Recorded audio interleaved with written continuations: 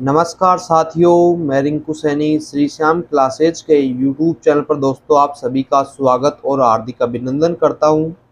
साथियों, जैसा कि आप सभी को पता है, श्री श्याम क्लासेज पर कंटिन्यू वेटनरी से रिलेटेड जितने भी फोर्सेस के एग्जाम होते हैं उनसे संबंधित मोस्ट और इम्पोर्टेंट क्वेश्चंस की क्लासेज डेली अपलोड की जाती हैं और आपकी जो न्यू वैकेंसी होती है वेटनरी से रिलेटेड उन सभी की जानकारी भी हम आपके साथ में शेयर साझा करते हैं।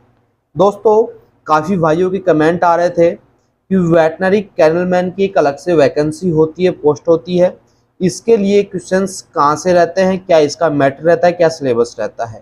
तो दोस्तों, इसमें जो आपके क्वेश्चंस होते हैं वो शॉर्ट एनिमल यानी छोटे जो जानवर होते हैं उनसे इनमें आपके क्वेश्चंस पूछे जाते हैं। मेनली आपका इनमें डॉग होता है, कैट्स होती हैं और गोट्स, शिप्स सभी क्वेश्चंस आ जाते हैं। तो दोस्तों, आज की इस क्लास को स्टार्ट करने से पहले फिर से बोल रहा हूँ, ये वेटनरी कैनलमैन के लिए स्पेशल क्लासेस रहने वाली है। 3 से 4 क्लासेस हम बनाएंगे, उनमें दोस्तों बेहतरीन और शानदार मैं क्वेश्चंस आपको इन क्लासेस में दिलाने की कोशिश करूंगा। तो जो भी भाई हमारे साथ में ज्वाइन हो चुका है वो क्लासेस को ज़्यादा से ज़्यादा दोस्तों शेयर करने की कोशिश ज़रूर करेगा। चलेगा दोस्तों, आज का पहला क्वेश्चन अपन देख लेते हैं। कुत्तों की सामान्य बीमारियों में कौन सी बीमारी आम बीमारी होती है? मलेरिया, टिटनस, पैरोवायरस या दोस्तों टीबी। तो दोस्तों, आपका क्वेश्चन है कि कुत्तों की सामान्य बीमारियों में से कौन सी बीमारी जो होती है कि जो आम बीमारी होती है। दोस्तों, राइट आंसर हो जाएगा जो पैरोवायरस होता है, ये कुत्तों की एक सामान्य बीमारी होती है। दोस्तों, फिर से बोल रहा हूँ, क्वेश्चंस अच्छे लगे, क्लास अच्छी लगे, आगे भी इसी तरीके की क्लासेस चाहिए तो कमेंट में आप बताना जरूर कि आपको आगे क्लास चाहिए कि नहीं चाहिए, क्वेश्चन कैसे आपको लगे। ठीक है, अगला क्वेश्चन देखिएगा दोस्तों, कुत्तों को स्वस्थ रखने के लिए कौन सा टीका अनिवार्य होता है? तो दोस्तों, जो कुत्ते को स्वस्थ रखने के लिए टीका कौन सा अनिवार्य होता है? तो डिस्टेंबर जो डिजीज होती है इसका दोस्तों वैक्सीनेशन कुत्तों को स्वस्थ रखने के लिए सबसे ज्यादा अनिवार्य होता है। ठीक है, नेक्स्ट क्वेश्चन देखिएगा, जब कुत्ते को उल्टी हो रही हो तो उसे क्या देना चाहिए? दूध, चाय, पानी या कोई भी ठोस भोजन। दोस्तों, जब कुत्ता उल्टी कर रहा होता है तो उसे दोस्तों वाटर देना चाहिए, पानी उसको देना चाहिए। जब भी कोई भी कुत्ता अगर उल्टी कर रहा हो तो उसे क्या देना चाहिए? पानी उसे पिलाना चाहिए। ठीक है, नेक्स्ट क्वेश्चन देखिएगा मेरे साथियों, कुत्तों के भोजन में कौन सा पोषक तत्व महत्वपूर्ण होता है? कुत्ते जो होते हैं उनके फूड यानी भोजन में कौन सा पोषक तत्व महत्वपूर्ण होता है? विटामिन सी, फाइबर, प्रोटीन या कार्बोहाइड्रेट। तो साथियों, मैं आपको बता दूं, यहाँ पे जो कुत्ते होते हैं उनके भोजन के अंदर कौन सा पोषक तत्व महत्वपूर्ण होता है? जो प्रोटीन होती है दोस्तों, ये सबसे महत्वपूर्ण होती है कुत्तों के पोषक तत्वों में। ठीक है, नेक्स्ट क्वेश्चन देखिएगा, कुत्तों के स्वास्थ्य के लिए नियमित रूप से किस परीक्षण की सलाह दी जाती है? कि जो कुत्ते होते हैं उनके स्वास्थ्य के लिए नियमित रूप से कौन सा उनका परीक्षण करना चाहिए? दंत परीक्षण, रक्त परीक्षण, थायराइड परीक्षण या हार्ट परीक्षण। तो दोस्तों, कुत्तों को नियमित रूप से स्वस्थ बनाए रखने या उनके स्वास्थ्य को बनाए रखने के लिए उनका ब्लड परीक्षण यानी ब्लड जो टेस्ट है वो आपको कराते रहना चाहिए। Option number B right answer. ठीक है, अगला क्वेश्चन आपका आता है, कुत्तों में हृदय गति की सामान्य स्थिति क्या होती है?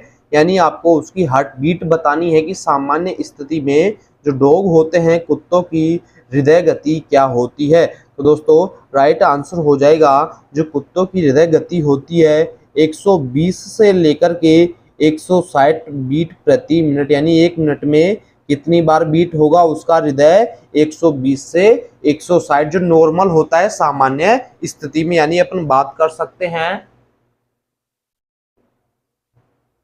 कि एक हेल्थी कुत्ते की हृदय गति कितनी होती है? 120 से लेकर के 160 बीट प्रति मिनट तक होती है मेरे दोस्तों। ठीक है, अगला क्वेश्चन देखिएगा, यदि कुत्ते की त्वचा पर दाने या खुजली हो रही है तो यह किस समस्या को संकेत देता है यानी हो सकती है? यदि जो कोई भी कुत्ता है अगर उसकी त्वचा पर दाने हो गए हों या खुजली हो रही हो तो यह किस समस्या की ओर संकेत देता है? वायरल संक्रमण, बैक्टीरियल संक्रमण, एलर्जी या हृदय रोग।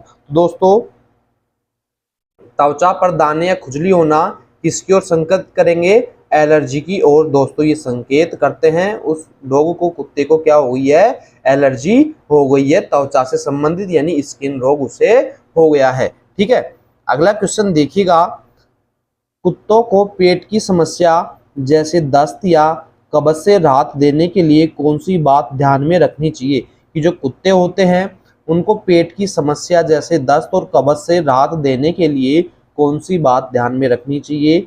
उनके आहार में बदलाव करना, गर्म पानी से स्नान कराना, नियमित रूप से व्यायाम कराना या वाणिज्यिक दवा देना। तो दोस्तों कुत्तों को पेट की समस्या दस्त और कब्ज से राहत देने के लिए उनके आहार में दोस्तों बदलाव करना सबसे महत्वपूर्ण जरूरी बात होती है। अगर आप किसी भी कुत्ते को उसकी पेट की समस्याएं जैसे कि दस्त हो गया, कब्ज हो गई, उससे राहत देने के लिए आपको उसके आहार में बदलाव करना पड़ेगा मेरे साथियों। ठीक है, अगला क्वेश्चन देखिएगा, कुत्ते के लिए आवश्यक फीडिंग रूटीन का आधार क्या होता है? उसकी उम्र और वजन, उसकी नस्ल, उसकी गतिविधि की मात्रा या उपरोक्त सभी। तो दोस्तों जो कुत्ता होता है उसके लिए जो फीडिंग रूटीन का आधार होती है उसकी उम्र और वजन भी होता है, उसकी नस्ल भी होती है और उसकी गतिविधि की मात्रा भी होती है। राइट आंसर हो जाएगा उपरोक्त सभी। ठीक है, नेक्स्ट क्वेश्चन देखिएगा, कुत्तों में काले पैर की स्थिति का क्या कारण हो सकता है? अगर दोस्तों कुत्ते का पैर काला हो रहा है तो उसमें यानी ऐसी स्थिति का क्या कारण हो सकता है? यदि कुत्ते का जो पैर है वो काला पड़ गया है, वो किस स्थिति के कारण हो सकता है? कीट संक्रमण, ट्यूमर, हड्डी की बीमारी या दोस्तों त्वचा की समस्या। तो मेरे साथियों राइट आंसर होगा इसमें त्वचा की समस्या के कारण जो डॉग कुत्ता होता है उसका जो पैर होता है वो ब्लैक पड़ जाता है यानी काला पड़ जाता है। ठीक है, नेक्स्ट क्वेश्चन देखिएगा साथियों, अगला क्वेश्चन है आपका कि कुत्तों में कानों की बीमारी को किस प्रकार से पहचाना जा सकता है? जो कुत्ते होते हैं उनकी कानों की बीमारी को किस प्रकार से पहचाना जा सकता है? दोस्तों अगर उसमें कानों की बीमारी होगी है डॉग के अंदर तो डॉग के कानों में सूजन और दोस्तों बदबू आने लग जाती है। इस स्थिति को देख करके अपन पहचान सकते हैं, पता लगा सकते हैं कि इस कुत्ते में कानों से संबंधित कोई ना कोई बीमारी हो गई है। ठीक है, अगला क्वेश्चन देखिएगा, कुत्ते की ऊर्जा आवश्यकताओं को पूरा करने के लिए किस प्रकार का आहार उपयुक्त होता है? कि जो कुत्ते की ऊर्जा होती है, ऊर्जा आवश्यकताओं को पूरा करने के लिए किस प्रकार का आहार उपयुक्त होता है? उच्च कार्बोहाइड्रेट आहार, उच्च प्रोटीन आहार, उच्च वसा आहार या उच्च फाइबर आहार। तो दोस्तों उसकी जो ऊर्जा की आवश्यकताओं को पूरा करने के लिए उच्च प्रोटीन का आहार कुत्ते को दिया जाना चाहिए। ठीक है, नेक्स्ट क्वेश्चन देखिएगा, कुत्तों में गुर्दे की बीमारी के लक्षण क्या हो सकते हैं? कुत्ते का जो गुर्दा होता है उसकी बीमारी के लक्षण क्या देख सकते हैं आप कुत्ते के अंदर? अत्यधिक प्यास और पेशाब करना, हिचकी आना, वजन बढ़ना या त्वचा पर दाने होना। तो दोस्तों अगर कुत्ते में गुर्दे यानी किडनी की समस्या हो रही है तो उसे अत्यधिक तो प्यास लगेगी और अत्यधिक ही पेशाब उसे लगने लग जाएगा। अगर पेशाब ज़्यादा करेगा तो सीधी सी बात है कि उसे प्यास भी ज़्यादा लगेगी। Option number first right answer करेंगे। यदि कुत्ते की गुर्दे की बीमारी हो जाए तो उसमें लक्षण क्या दिखाई देने लगेंगे? अत्यधिक तो प्यास लगेगी और अत्यधिक ही दोस्तों उसे पेशाब लगने लग जाएगी मेरे साथियों। अगला क्वेश्चन देखिएगा, कुत्ते की दांतों की देखभाल के लिए कौन सा कदम महत्वपूर्ण होता है? अगर आपको कुत्ते की दांतों की देखभाल करनी है तो उसमें सबसे ज़्यादा कौन सा कदम महत्वपूर्ण होता है? तो दोस्तों उसके लिए दांतों को नियमित रूप से ब्रश से सफाई करना यानी ब्रश करना ही दोस्तों सबसे ज़्यादा महत्वपूर्ण बात होती है। अगर आपको कुत्ते की दांतों की देखभाल करनी है तो दोस्तों दांतों को नियमित रूप से ब्रश से करना या ब्रश से सफाई करना। ठीक है, नेक्स्ट क्वेश्चन देखिएगा, कुत्तों में पैरा वायरस बीमारी की पहचान कैसे की जाती है? कि कुत्तों की एक सामान्य बीमारी होती है पैरा वायरस। तो दोस्तों इस बीमारी की पहचान कैसे की जाती है? रक्त परीक्षण से, एक्सरे से, पेशाब टेस्ट से या फीकल परीक्षण से। तो दोस्तों जो कुत्ता की पैरा वायरस होती है इसका जो पहचान होती है वो फीकल परीक्षण से दोस्तों की जाती है। कौन से टेस्ट से आप पैरा वायरस की बीमारी की पहचान कर सकते हैं? फीकल परीक्षण से। ठीक है, अगला क्वेश्चन देखिएगा, कुत्तों को ताजे भोजन की जगह कौन सा भोजन अधिक उपयुक्त होता है? कि जो डॉग होते हैं उन्हें ताजे भोजन की जगह कौन सा भोजन अधिक उपयुक्त होता है?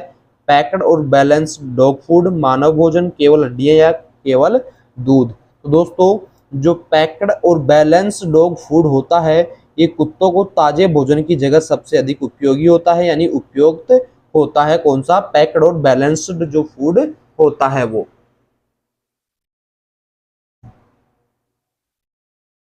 नेक्स्ट क्वेश्चन देखिएगा, कुत्तों में डिस्टेंपर का टीका कब देना चाहिए? तो दोस्तों जो कुत्ते होते हैं उनमें जो डिस्टेंपर डिजीज होती है उसका वैक्सीनेशन कितनी उम्र में देना चाहिए या कब देना चाहिए? दोस्तों कुत्ते का जब जन्म हो जाता है तो जन्म के 2 महीने के बाद में डिस्टेंपर डिजीज का वैक्सीनेशन टीकाकरण किया जाना चाहिए कुत्ते के अंदर। ठीक है, नेक्स्ट क्वेश्चन देखिएगा, कुत्ते की उम्र निर्धारित करने के लिए सबसे सटीक तरीका कौन सा होता है?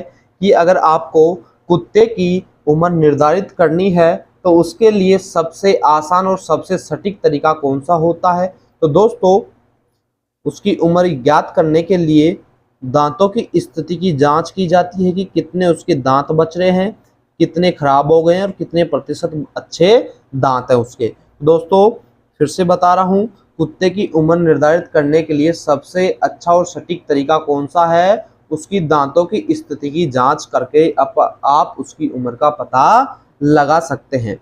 अगला क्वेश्चन देखिएगा, कुत्तों में एलर्जी का कारण क्या हो सकता है? जो डॉग होते हैं उनमें जो एलर्जी होती है उसका क्या कारण हो सकता है? मौसम की स्थिति भी हो सकती है, पालतू जानवरों के संपर्क से भी एलर्जी हो सकती है, और नए भोजन अगर आप कुत्ते को दे रहे हो तो उससे भी उसमें एलर्जी हो सकती है।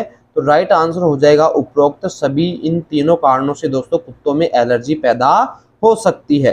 ठीक है, नेक्स्ट क्वेश्चन देखिएगा, कुत्तों में लाइम डिजीज का मुख्य कारण क्या होता है? बैक्टीरिया, वायरस, परजीवी या दोस्तों फंगस। तो दोस्तों जो लाइम डिजीज होती है एक परजीवी डिजीज होती है। तो दोस्तों कुत्तों में जो लाइम डिजीज होती है किसके कारण से फैलती है? मुख्यतः परजीवी के कारण से दोस्तों लाइम डिजीज होती है। ठीक है, नेक्स्ट क्वेश्चन देखिएगा, कुत्तों के पिल्लों के लिए उचित सामाजिकरण की शुरुआत कब करनी चाहिए? तो दोस्तों जो कुत्तों के पिल्ले होते हैं यानी कुत्ते के जो पिल्ले होते हैं पप्स होते हैं उनके लिए उचित सामाजिकरण की शुरुआत कब करनी चाहिए? जन्म के पहले हफ्ते में, जन्म के बाद 3 से 4 सप्ताह, या जन्म के बाद 6 महीने में, या जन्म के बाद 1 साल के अंदर। तो दोस्तों जो कुत्ते के पिल्ले होते हैं उनके सामाजिकरण करने के लिए दोस्तों जन्म के बाद यानी 3 से 4 सप्ताह के बाद में उसे सामाजिकरण की शुरुआत करनी चाहिए। ठीक है, नेक्स्ट क्वेश्चन देखिएगा, कुत्तों के आवासीय क्षेत्र यानी कैनल को साफ और सुरक्षित रखने के लिए सबसे अच्छा तरीका कौन सा होता है? तो दोस्तों जो कुत्तों का आवासीय स्थान होता है कैनल क्षेत्र होता है तो उसे सुरक्षित रखने के लिए और साफ करने के लिए सबसे अच्छा तरीका कौन सा होता है? नियमित रूप से तो सैनिटाइजर का उपयोग करना ही दोस्तों ये सबसे अच्छा तरीका होता है। यानी जो कुत्ते का आवास स्थान होता है कैनल एरिया होता है उसको साफ और सुरक्षित करने के लिए क्या किया जाना चाहिए? नियमित रूप से दोस्तों सैनिटाइजर का उपयोग किया जाना चाहिए। ठीक है, नेक्स्ट क्वेश्चन देखिएगा, कुत्तों की प्रजनन प्रबंधन के लिए सबसे महत्वपूर्ण बात कौन सी होती है? यानी क्या है? कुत्तों की जो प्रजनन प्रबंधन के लिए सबसे महत्वपूर्ण बात कौन सी होगी? सही समय पर टीकाकरण, सही आहार और पोषण, नियमित शारीरिक परीक्षण या उपरोक्त सभी। तो दोस्तों कुत्तों का जो प्रजनन प्रबंधन होता है उसके लिए सही समय पर कुत्ते का टीकाकरण किया जाना भी उचित होता है। सही आहार और पोषण देंगे तभी दोस्तों कुत्ता मेल या फीमेल जो दोनों होते हैं डॉग और बिच वो प्रजनन प्रबंधन के योग्य होते हैं, और दोस्तों नियमित शारीरिक परीक्षण भी उनका किया जाना चाहिए। तो ये तीनों की तीनों स्थिति सबसे महत्वपूर्ण होती है कुत्तों के प्रजनन प्रबंधन के लिए। तो दोस्तों राइट आंसर करेंगे ऑप्शन नंबर डी, उपरोक्त सभी। ठीक है, नेक्स्ट क्वेश्चन देखिएगा, एक कैनल में नए कुत्तों को शामिल करने से पहले क्या करना चाहिए। यानी आप एक जो कैनल क्षेत्र है, यानी जो कुत्तों का रहने का स्थान है, उसमें आपको एक नया कुत्ता शामिल करना है, तो सबसे पहले आप कुत्ते में क्या करना चाहेंगे। तो दोस्तों उन्हें अलग से संगरोध में रखना चाहिए, यानी कुछ दिन उस कुत्ते को दोस्तों अलग से संगरोध में आपको रखा जाना चाहिए। उसी के बाद में आपको कैनल क्षेत्र में दोस्तों उस कुत्ते को आगे डालना चाहिए। ठीक है, अगला क्वेश्चन देखिएगा, कुत्तों के व्यवहारिक समस्याओं को सही तरीके से समझने के लिए सबसे अच्छा तरीका कौन सा होता है। कि जो डॉग होता है उसकी व्यवहारिक समस्याओं को सही तरीके से समझने के लिए सबसे अच्छा तरीका कौन सा होता है। तो दोस्तों इसके लिए पशु चिकित्सक से आपको परामर्श लेनी चाहिए, तभी आप उसकी व्यवहारिक समस्याओं का पता लगा सकते हैं चिकित्सक के परामर्श के अनुसार। ठीक है, अगला क्वेश्चन देखिएगा कि एक कैनल के लिए किस प्रकार के फर्श का चयन करना सबसे अच्छा होता है। एक जो कुत्तों का आवास होता है उसके लिए किस प्रकार के फर्श का चयन करना सबसे अच्छा होता है। दोस्तों उसके लिए आपको टाइल्स या अन्य साफ सफाई में आसान सामग्री का चुनाव करना चाहिए। जो आपकी फर्श होती है, कुत्तों के रखने का जो आवास होता है, उसके लिए किस प्रकार का फर्श होना चाहिए, टाइल्स होनी चाहिए या अन्य साफ सफाई में आसान सामग्री से जो बनी हुई हो, वो आपको फर्श डालनी चाहिए कुत्तों के आवास स्थान के लिए। ठीक है, अगला क्वेश्चन देखिएगा, कुत्तों को प्रशिक्षण देने के लिए सबसे प्रभावी तरीका कौन सा होता है। कि आप जब कुत्तों को दोस्तों एजुकेशन दे रहे हो, ठीक है, तो उसके लिए सबसे प्रभावी तरीका कौन सा होता है। सकारात्मक पुनर्, शारीरिक दंड, उपेक्षा या कठोर शब्दों का उपयोग। तो दोस्तों जब आपको कुत्ते को एजुकेशन देनी हो, शिक्षा देनी हो, तो उसके लिए सबसे जो महत्वपूर्ण प्रभावी तरीका होता है सकारात्मक पुनर्, पॉजिटिव वेब्स जो होती हैं, सकारात्मक पुनर् जो होता है, ये सबसे महत्वपूर्ण होता है। Option number first right answer. ठीक है, अगला क्वेश्चन देखिएगा, कुत्तों के स्वस्थ और सही विकास के लिए क्या महत्वपूर्ण होता है। यानी कुत्तों के स्वास्थ्य और दोस्तों उसके सही विकास के लिए क्या महत्वपूर्ण जरूरी होता है। नियमित व्यायाम कराना, सही आहार और नियमित चिकित्सा की जांच करना।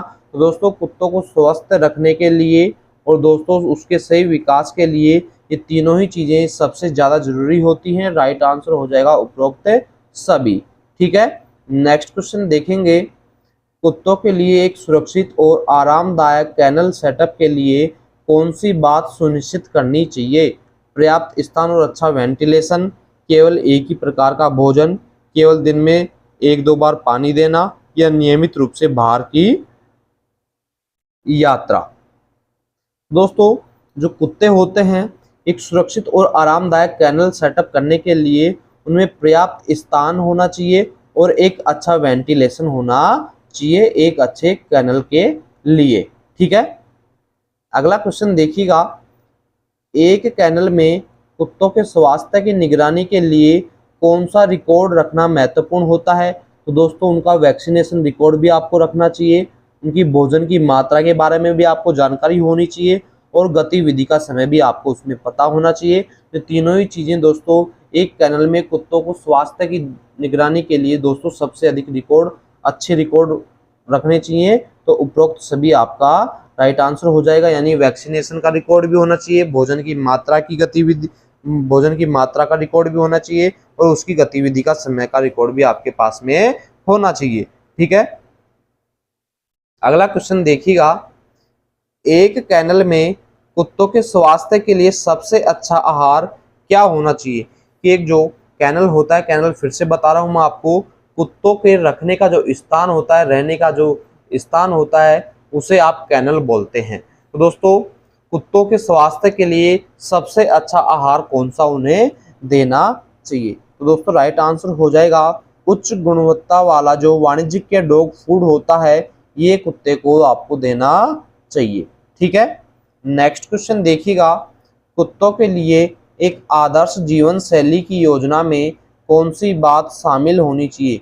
जो डॉग होते हैं उनके लिए एक आदर्श जीवन शैली की योजना में कौन सी बात शामिल होनी चाहिए? दोस्तों उसके लिए दैनिक व्यायाम और खेल जो होता है उसकी आदर्श जीवन शैली में शामिल होनी चाहिए मेरे दोस्तों। नेक्स्ट क्वेश्चन देखिएगा, जब कुत्तों में आक्रामक व्यवहार देखा जाए तो सबसे अच्छा उपाय क्या होता है? जब कुत्तों के अंदर आक्रामक बिहेवियर देखा जाए तो सबसे अच्छा उपाय कौन सा होना चाहिए? तो दोस्तों उसके लिए आपके पास में पेशेवर ट्रेनर से परामर्श लेना सबसे अच्छी उपाय होता है कि जब भी आपका कुत्ता आक्रामक व्यवहार दिखा रहा है तो तुरंत आपको एक पेशेवर ट्रेनर से परामर्श लेनी चाहिए। ठीक है, नेक्स्ट क्वेश्चन देखिएगा, एक केनल में कुत्तों की देखभाल के लिए क्या सबसे महत्वपूर्ण होता है?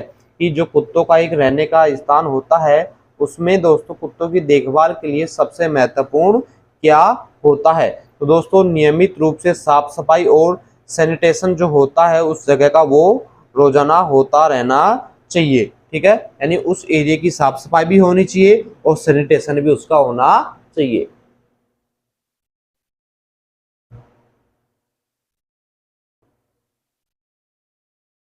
नेक्स्ट क्वेश्चन देखिएगा, कुत्तों के लिए एक सुरक्षा योजना में क्या शामिल होना चाहिए? जो कुत्ते होते हैं उनकी सुरक्षा योजना में क्या शामिल होना चाहिए? तो दोस्तों एक सुरक्षित और मजबूत बाड़ा उनका होना चाहिए कि जो कुत्ते होते हैं उनको आप जिस भी स्थान पर रख रहे हो तो वो सुरक्षित होना चाहिए और दोस्तों मजबूत बाड़ा भी होना चाहिए। ठीक है, ये सबसे ज़्यादा उनकी सुरक्षा के लिए महत्वपूर्ण होता है। ठीक है, नेक्स्ट क्वेश्चन देखिएगा, कुत्तों के लिए एक आदर्श प्रशिक्षण योजना में शामिल होनी चाहिए कि जो कुत्तों के लिए एक आदर्श एजुकेशन होती है, योजना होती है, उसमें क्या शामिल होना चाहिए? दोस्तों उसके लिए आपके पास में सकारात्मक प्रोत्साहन और लगातार अभ्यास कराते आपको कुत्ते को रहना चाहिए। एक सकारात्मक आपके पास में प्रोत्साहन होना चाहिए और लगातार कुत्ते को आपको दोस्तों उसी चीज़ का अभ्यास भी कराते रहना पड़ेगा। ठीक है, नेक्स्ट क्वेश्चन देखिएगा, कुत्तों में वजन नियंत्रण के लिए सबसे अच्छा तरीका क्या होता है? कि कुत्ते का जो आपका वेट है उसको नियंत्रित करना है तो उसके लिए सबसे अच्छा तरीका कौन सा होता है? तो उसके लिए आपको सबसे पहले तो डॉग को बैलेंस फूड देना यानी संतुलित आहार देना है और नियमित रूप से दोस्तों उसे व्यायाम भी कराना चाहिए। इसी तरीके से दोस्तों आप कुत्ते का वजन को नियंत्रित रख सकते हैं, बैलेंस फूड और दोस्तों रोजाना नियमित व्यायाम से। नेक्स्ट क्वेश्चन देखिएगा, एक कैनल में कुत्तों के लिए चिकित्सा आपातकालीन योजना में क्या शामिल होना चाहिए? एक कैनल है उसके लिए दोस्तों कुत्तों की चिकित्सा में जो आपातकालीन योजना होती है उसमें क्या शामिल आपको करना चाहिए? तो दोस्तों उसके लिए प्राथमिक चिकित्सा किट और आपातकालीन पशु चिकित्सक की जानकारी आपको होनी चाहिए। ठीक है, कि जब भी आपका कैनल क्षेत्र होता है उसमें अगर आपातकालीन चिकित्सा की जरूरत पड़ गई है तो उसके लिए दोस्तों सबसे पहले तो आपके पास में होना चाहिए क्या? प्राथमिक चिकित्सा का जो किट होता है वो होना चाहिए और आपातकालीन पशु की चिकित्सा की जानकारी आपको भी होनी चाहिए। Option number first right. ठीक है, अगला क्वेश्चन देखिएगा, कुत्तों के मानसिक स्वास्थ्य को बनाए रखने के लिए क्या महत्वपूर्ण होता है? कि जो डॉग होते हैं उनके मानसिक स्वास्थ्य को दोस्तों बनाए रखने के लिए क्या सबसे ज़्यादा जरूरी होता है? तो उसके लिए मानसिक उत्तेजना और सामाजिक जो संपर्क होता है दोस्तों ये सबसे महत्वपूर्ण होता है। ठीक है, नेक्स्ट क्वेश्चन देखिएगा साथियों, एक कैनल में कुत्तों की सुरक्षित परिवहन के लिए कौन सा उपाय महत्वपूर्ण होता है? कि कैनल होता है उसमें कुत्तों की सुरक्षित परिवहन के लिए कौन सा उपाय सबसे अधिक महत्वपूर्ण होता है? तो दोस्तों सुरक्षित और आरामदायक क्रेट का उपयोग करना ही दोस्तों इनके लिए सबसे सुरक्षित परिवहन माना जाता है। ठीक है, नेक्स्ट क्वेश्चन देखिएगा, कुत्तों की हड्डियों की संरचना में कौन सी हड्डी कपाल की सबसे बड़ी हड्डी होती है? कि कुत्तों की जो बोन्स की संरचना होती है, स्ट्रक्चर होती है, उनमें से कौन सी हड्डी जो बोन्स होती है कपाल की सबसे बड़ी हड्डी होती है दोस्तों? सेफेनॉइड, फ्रंटल, पेरिटियल या ऑक्सीपिटल? तो दोस्तों जो सबसे बड़ी हड्डी होती है कौन सी? फ्रंटल जो बोन होती है, जो कपाल की सबसे बड़ी बोन होती है डॉग के अंदर। ठीक है, नेक्स्ट क्वेश्चन देखिएगा, कुत्तों के पीठ की हड्डियों को क्या कहा जाता है?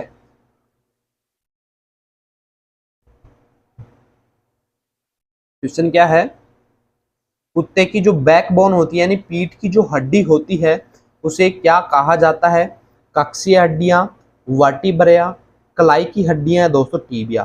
तो दोस्तों जो कुत्ते की बैकबोन होती है, पीठ की जो हड्डियां होती हैं, उन्हें आप वर्टिब्रा के नाम से दोस्तों जाना जाता है। ठीक है, नेक्स्ट क्वेश्चन देखिएगा मेरे साथियों, कुत्तों की सबसे बड़ी मांसपेशी कौन सी होती है जो उनके पैर को चलाने में मदद करती है? कि कुत्ते की सबसे बड़ी मसल्स कौन सी होती है जो उनके पैरों को चलाने में मदद करती है? तो दोस्तों जो सबसे बड़ी मांसपेशी होती है वो ग्लूटियस मीडियस जो होती है, ग्लूटियस मीडियस। तो दोस्तों ग्लूटियस मीडियस जो होती है मसल्स, ये कुत्ते की सबसे बड़ी मांसपेशी होती है, मसल्स होती है, और जो दोस्तों पैर को चलाने का कार्य भी करती है। कौन सी मसल्स करती है? ग्लूटियस मीडियस दोस्तों। ठीक है, अगला क्वेश्चन देखिएगा, कुत्तों में हृदय के कितने कक्ष होते हैं? जो कुत्तों के अंदर हृदय होता है, कितना कक्षीय हृदय होता है? तो दोस्तों 4 कक्षीय जो हृदय होता है डॉग के अंदर पाया जाता है। Option number C right answer. ठीक है, अगला क्वेश्चन देखिएगा, कुत्तों में कैरेन क्या होता है? दोस्तों जो डॉग होते हैं उनमें जो कैरेन होती है एक हड्डी का हिस्सा होता है। कुत्तों में जो कैरेन होता है क्या होता है? एक प्रकार की हड्डी का हिस्सा होता है मेरे साथियों। ठीक है, नेक्स्ट क्वेश्चन देखिएगा, कुत्तों की आंख में रेटिना की मुख्य भूमिका क्या होती है?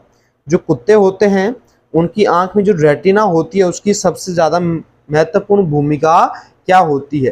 तो दोस्तों प्रकाश को अवशोषित करना और दृश्य संकेतों को मस्तिष्क तक पहुंचाना रेटिना का कार्य होता है मुख्यतः कुत्ते की आंखों में। ठीक है, तो दोस्तों फिर से बोल सकते हैं अपन कि कुत्तों की आंख में रेटिना की मुख्य भूमिका क्या होती है? प्रकाश को अवशोषित करना और दृश्य संकेतों को दोस्तों उसके मस्तिष्क तक पहुंचाना के कार्य कौन करेगी? रेटिना करती है डॉग की आंख के अंदर। ठीक है, अगला क्वेश्चन देखिएगा, कुत्तों में ट्रेपेजियस मांसपेशी का मुख्य कार्य क्या होती है? कि जो डॉग होता है उसमें एक ट्रेपेजियस मसल्स होती है, उसका सबसे मुख्य कार्य क्या होता है? तो दोस्तों इस जो ट्रेपेजियस मसल्स होती है, ट्रेपेजियस मसल्स, तो उसका मोस्ट और इम्पोर्टेंट वर्क क्या होता है? गर्दन और कंधे की गति को नियंत्रित करना। यानी आप बोल सकते हैं कुत्ते के अंदर गर्दन और कंधे की जो गति है वो किस मसल्स के द्वारा नियंत्रित की जाती है?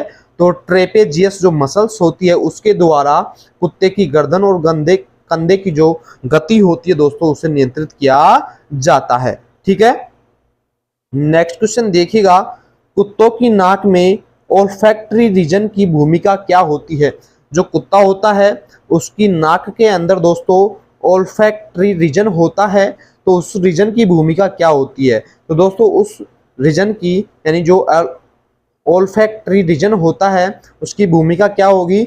गंध की पहचान करना और मस्तिष्क तक संकेतों को पहुंचाना ही दोस्तों ओल्फैक्टरी रीजन का कार्य होता है। क्या होता है? गंध को पहचानना और मस्तिष्क तक संकेतों को पहुंचाना। ठीक है, अगला क्वेश्चन देखिएगा, कुत्ते की पंजे की संरचना में कौन सी हड्डी फ्लेक्स कहलाती है? कि दोस्तों जो कुत्ते की पंजे की संरचना होती है उसमें एक हड्डी होती है जिसे आप फ्लेक्स बोलते हैं। तो दोस्तों वो फ्लेक्स जो होती है, फ्लेक्स वो कौन सी हड्डी कहलाती है? कलाई की हड्डी, टीबिया की हड्डी, पाद की हड्डी या दोस्तों अंगुलियों की हड्डी? तो दोस्तों जो अंगुलियों की हड्डी है फ्लेंजस या फ्लेक्स दोस्तों कहलाती है उसके पंजे के अंदर। ठीक है, अगला क्वेश्चन देखिएगा, कुत्तों के अंगों में लार्जेस्ट मसल्स कौन सी होती है? जो कुत्ते के ऑर्गन होती हैं उनमें दोस्तों लार्जेस्ट मसल्स कौन सी होती है? तो दोस्तों ग्लूटियस मैक्सिमस जो होती है, ग्लूटियस मैक्सिमस, ये कुत्ते के अंगों में सबसे बड़ी लार्जेस्ट मसल्स होती है। Option number A. ठीक है, तो साथियों इसी तरीके से आप कंटिन्यू क्वेश्चंस देखने के लिए बने रहें श्री श्याम क्लासेस के यूट्यूब चैनल के साथ में। दोस्तों अगर आप अपना प्यार और सपोर्ट हमारे साथ में ज़्यादा से ज़्यादा बनाने की कोशिश करेंगे, चैनल को ज़्यादा से ज़्यादा शेयर करेंगे, तो दोस्तों मैं फिर से आपको प्रॉमिस कर रहा हूं कि आपको इससे भी बेहतरीन और दोस्तों शानदार मैं क्वेश्चंस की जो क्लासेज हैं डेली आपके एग्जाम तक कंटिन्यू लगाता रहूँगा। लेकिन बस शर्त यही है कि आपको चैनल को दोस्तों ज़्यादा से ज़्यादा शेयर करना है, सपोर्ट करना है और सभी भाइयों के पास में दोस्तों शेयर इसे करेंगे। थैंक यू दोस्तों, धन्यवाद।